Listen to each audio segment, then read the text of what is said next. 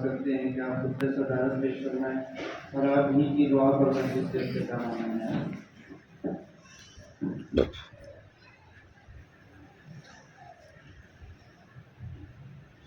بسم الله الرحمن الرحيم نحمده ونصلي على رسوله الكريم أما بعد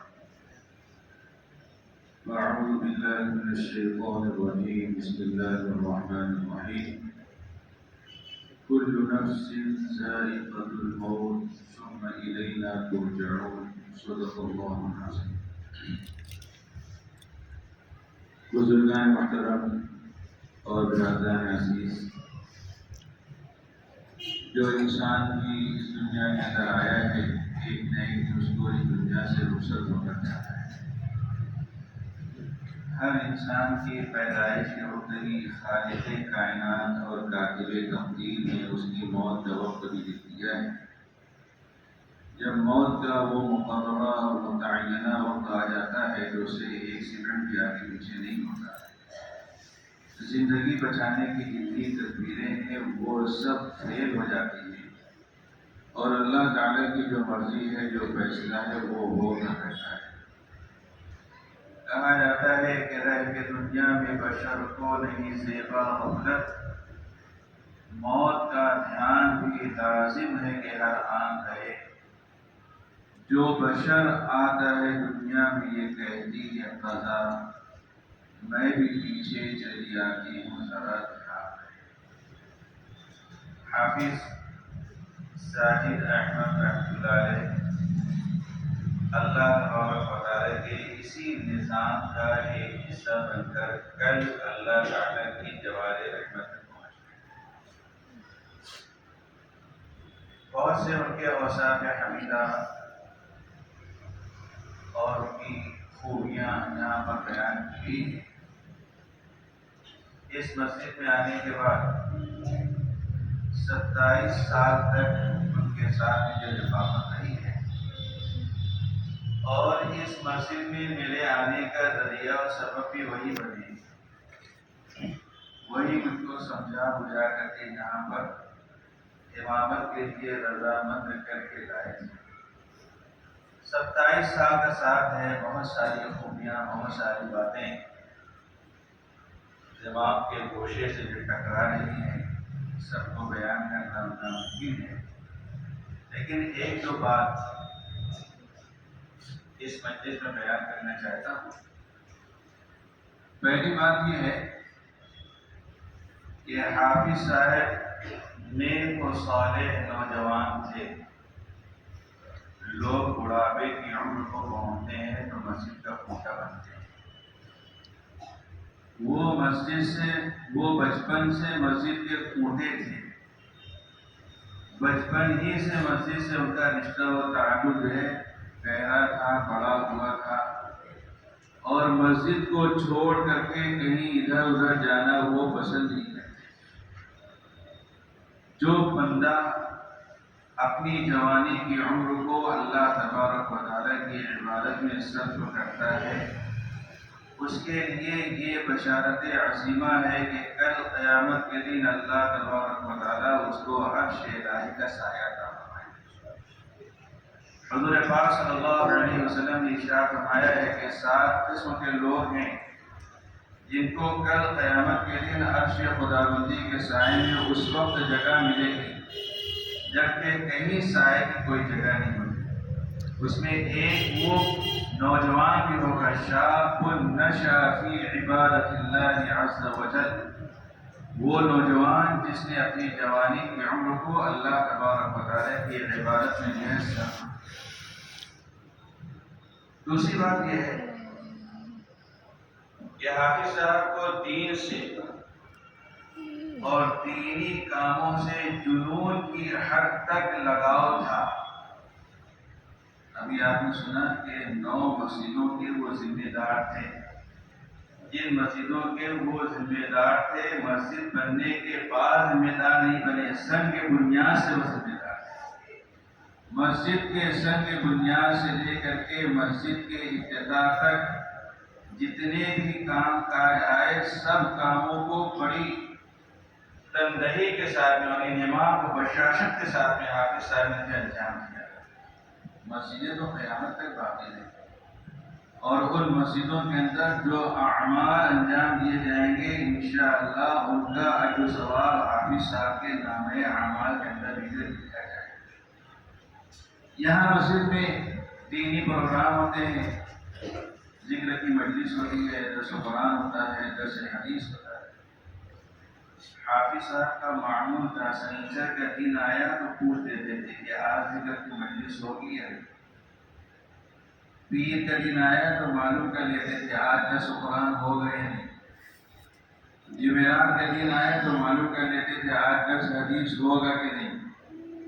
جب معلوم پڑ گیا کہ یہ پروگرام ہونے والا ہے تو اس اعتبار سے دعوت چلاتے تھے، اور معلوم ہو گیا کہ پروگرام نہیں ہونے والا ہے اس کی اطلاع خبر بھی لوگوں تک پہنچا دیتے تھے۔ ایسا اس کام کو بشاشت کے ساتھ میں وہ انجام دیتے تھے، کبھی اس میں ناغہ نہیں کرتے تھے، کبھی اپنے کو یاد نہیں رہتا کہ آج پیر ہے کہ جمعرات ہے۔ حافظ صاحب کے میسج آنے سے معلوم ہوتا تھا کہ آج پیر ہے، درس قرآن کرنا ہے، درس حدیث کرنا ہے۔ تو دین سے اور دینی کاموں سے اس حد تک لگاؤ حافظ صاحب کا تھا۔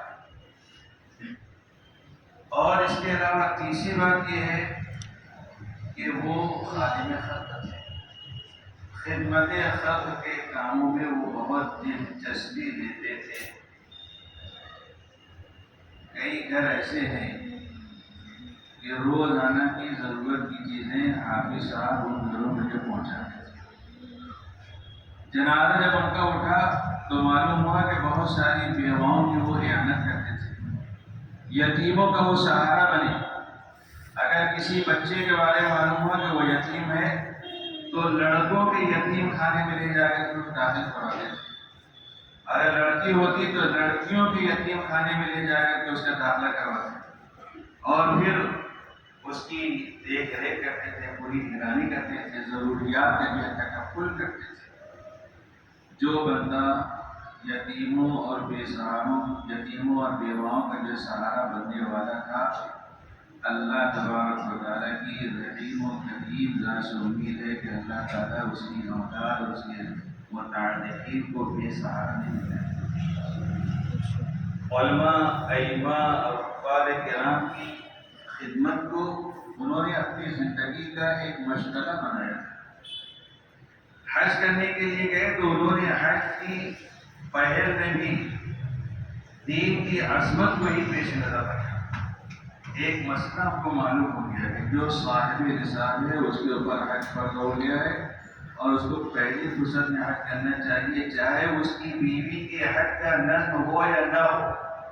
یہ مسئلہ جب کو معلوم ہو گیا تو اس مسئلے کے اوپر جو انہوں نے عمل کیا، حج بیت اللہ کے لیے گئے۔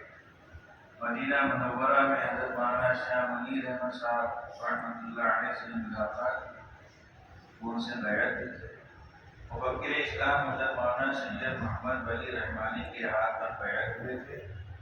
مفکر اسلام رحمۃ اللہ علیہ کے انتقال کے بعد حضرت مولانا شاہ منیر احمد صاحب رحمۃ اللہ علیہ کے ہاتھ پر بیعت ہوئی۔ مدینہ منورہ میں ملاقات ہوئی تو مدینہ منورہ کی مارکیٹ سے اچھی والی کھجور خرید کر کے ان کو وہیں ہدیے میں پیش کیا۔ تو اس کے بعد میں مولانا جب بھی تشریف لاتے تھے یا کہیں ملاقات ہوتی تھی تو حافظ صاحب کو دیکھ کر کے کہتے تھے کہ انہوں نے مدینہ منورہ میں ہم کو کھجور کھلائی ہے، ہم ان کو بھولیں گے کیا؟ ان کو کبھی بھولیں گے نہیں، ہمیشہ جو ان کو یاد رکھیں گے۔ یہ معاملہ حافظ صاحب کا خدمت خلق کرنے والے کے لیے فضیلت ہے۔ حضور پاک صلی اللہ علیہ وسلم نے ارشاد فرمایا ہے کہ الخلق عیال اللہ، مخلوق اللہ تعالیٰ کا کنبہ خاندان ہے، اور جو اللہ تعالیٰ کی مخلوق سے محبت کرنے والا ہے وہ بھی اللہ تعالیٰ کا محبوب ہے۔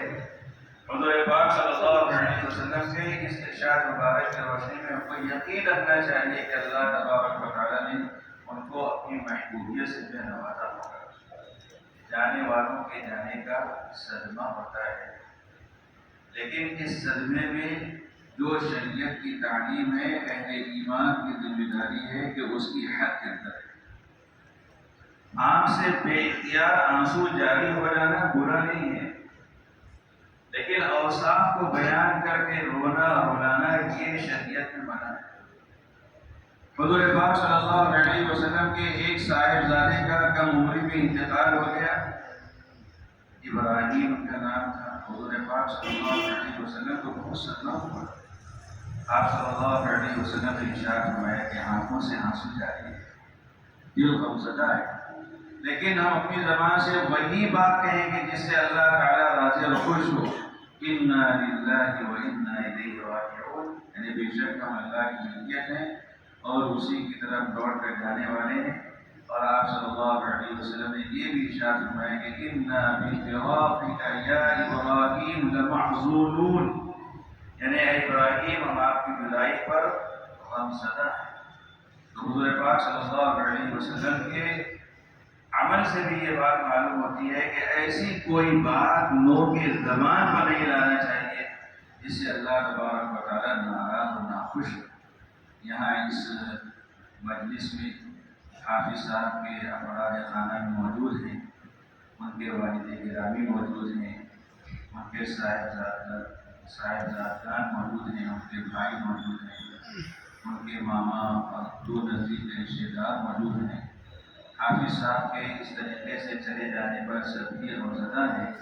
میں سب کی خدمت میں تعزیت مسنونہ پیش کرتا ہوں اور اللہ تبارک و تعالیٰ سے یہی دعا کرتا ہوں کہ اللہ تعالیٰ محروم کی بال بال مغفرت فرمائے، کروٹ کروٹ جنت نصیب فرمائے، اور اللہ تعالیٰ سب مسلمانان کو صبر جمیل کی توفیق عطا فرمائے۔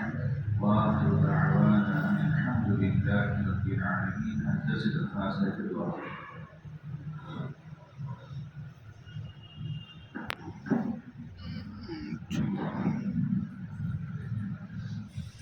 اللهم لك الحمد حتى ترضى ولك الحمد إذا رضيت ولك الحمد حتى ترضى.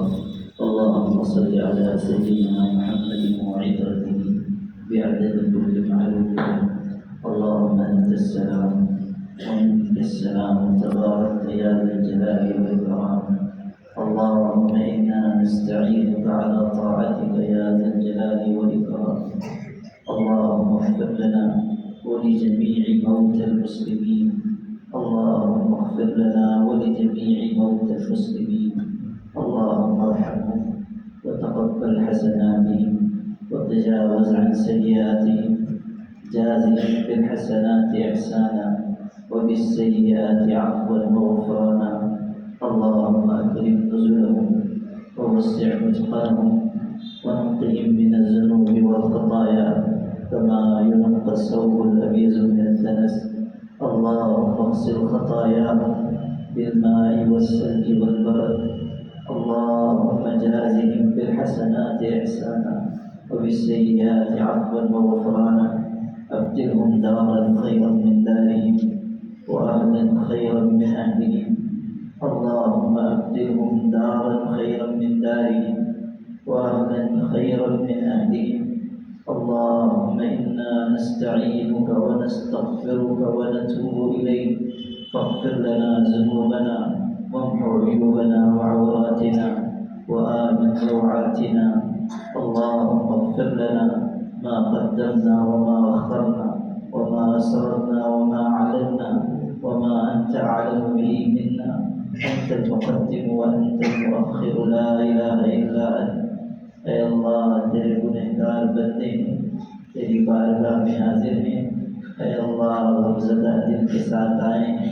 اللہ اپنے فضل سے اپنے کرم سے ہم سب کے دکھی دلوں اور زخمی دلوں کو مرہم عطا فرما. اللہ صبر جمیل عطا فرما اور اس پر اجر عظیم عطا فرما. اے اللہ حافظ ساجد صاحب کی مغفرت فرما، ان کے درجے بلند فرما، ان کے حسنات کو قبول فرما، ان کی سیئات سے درگزر فرما. اللہ تیرا بندہ کل تک دنیا میں تھا، آج تیری جواری رحمت میں حاضر ہو چکا ہے. اے اللہ کل تک کائنات میں ہنستے بولتے ہوئے تھے، آج من و مٹی کے نیچے پڑے ہوئے ہیں. اے اللہ سوائے تیری رحمت کے کوئی سہارا نہیں ہے. اے اللہ اپنے فضل سے اپنے رحمت سے ان کی مغفرت فرما، ان کے درجات بلند فرما، ان کے حسنات کو قبول فرما، اللہ ان کے سیئات سے درگزر فرما۔ اللہ بشر ہونے کے ناطے کچھ نہ کچھ خطا ہو ہی جاتی ہے، کچھ نہ کچھ گناہ ہو ہی جاتے ہیں۔ اللہ حافظ صاحب بھی معصوم نہیں تھے، ان سے بھی کچھ نہ کچھ لفظش ہوئی ہوگی۔ اللہ تو سب سے بڑھ کر معاف کرنے والا ہے، اپنے بندے کی خطاؤں کو معاف فرما دے، اپنے بندے کے گناہوں کو معاف فرما دے۔ اللہ ان کے قبر کو رحمتوں اور نور سے بھر دے، ان کے قبر کو جنت کے باغوں میں سے ایک باغ بنا دے۔ اللہ ان کے بعد ان کی اولاد کی حفاظت و کفالت فرما، اللہ ان کے ماں باپ کے زخمی دلوں کو مرہم عطا فرما، ان کے اہل خانہ کو صبر جمیل عطا فرما۔ اے اللہ ہم سب کو ایمانی صفات عطا فرما، ایمان کا کمال عطا فرما۔ اللہ ہمیں بھی تیرے دین کے لیے جینے والا بنا۔ اللہ ہمارا وقت بھی قریب آتا جا رہا ہے، لمحہ بلمحہ زندگی سے دور، موت سے قریب ہوتے جا رہے ہیں، کسی بھی دن رخصت ہو جائے۔ آج زمین کی پیٹھ پر ہے، کل زمین کے پیٹ میں ہوں گے۔ اللہ آج کچھ کہہ رہے ہیں، کل زبان خاموش ہوگی۔ اللہ منو مٹی کے نیچے نہ کوئی دیکھنے والا ہوگا، نہ کوئی عذاب سے بچانے والا ہوگا، نہ کوئی ترس کھانے والا ہوگا۔ اللہ اس دن صرف تیری رحمت کا سہارا ہوگا، اس دن صرف تیرے کرم کا آسرا ہوگا۔ اللہ قبر کی تنہائیوں میں ہماری مدد کرنا، اللہ قبر میں ہمیں اجالا عطا فرما، اللہ قبر کی زندگی کو عافیت والی زندگی بنا دے، آخرت کا توشہ اکٹھا کرنے والوں میں شامل فرما دے۔ اے اللہ ہمیں علم کی گہرائی عطا فرما، عمل کی پختگی عطا فرما، اخلاص کی عمدگی عطا فرما۔ اے اللہ حافظ صاحب کے جن اچھے اور پیارے اوصاف کا یہاں ذکر ہوا، اللہ ہمیں بھی وہ اچھے اور پیارے اور خوبصورت اوصاف عطا فرما، ایمانی صفات عطا فرما۔ اللہ تیرا بندہ تیرے گھر سے جڑ کر رہا، اس مسجد میں ان کے سجدوں کے نشانات سب ہیں، ان کی خدمت دین کے نقوش سب ہیں۔ اے اللہ اپنے فضل سے، اپنی رحمت سے ان کی تمام عبادتوں کو قبول فرما، اور اللہ اپنی رحمت سے ان کو نواز دے۔ اللہ جو کچھ وعدے تو نے اچھے عمل پر فرمائے ہیں وہ سب ان کے حق میں پورا فرما دے۔ اے اللہ اپنے فضل سے، اپنے کرم سے اس پورے مجمع کو قبول فرما۔ جو ہمارے عزیز طلباء بچے شریک ہیں، اللہ تو انہیں روشن مستقبل عطا فرما۔ اے اللہ ہمیں اور ہمارے ماں باپ کو اور ہماری اولاد کو مغفرت کی نعمت سے مالا مال فرما۔ اللہ ہمیں سے جن کے ماں باپ زندہ ہیں، اے کریم تو ان ماں باپ کو عافیت کے ساتھ لمبی عمر عطا فرما۔ جن کے ماں باپ گزر گئے یا دونوں میں سے کوئی ایک گزر گیا، اللہ ان کے قبر کو نور سے بھر دینا، ان پر رحمت کی بارش برسا دے۔ اللہ ان کے اگلے مرحلوں کو آسان فرما دے، جنت میں ہمیں ہمارے ماں باپ کے ساتھ جمع فرما، قیامت کے دن ہمیں ان کے لیے عزت کا ذریعہ بنا۔ اے کریم اس پورے مجمع کو قبول فرما، اللہ اس تعزیتی نشش کو قبول فرما۔ ہمیں حافظ صاحب کے لیے زیادہ سے زیادہ ایصال ثواب کی توفیق عطا فرما، اور اللہ اپنے فضل سے، اپنی رحمت سے ان کے اگلے سب مرحلوں کو آسان فرما۔ ربنا تقبل منا انك انت السميع العليم وتب علينا انك انت التواب الرحيم۔ سبحان ربك رب العزة عما يصفون وسلام على المرسلين والحمد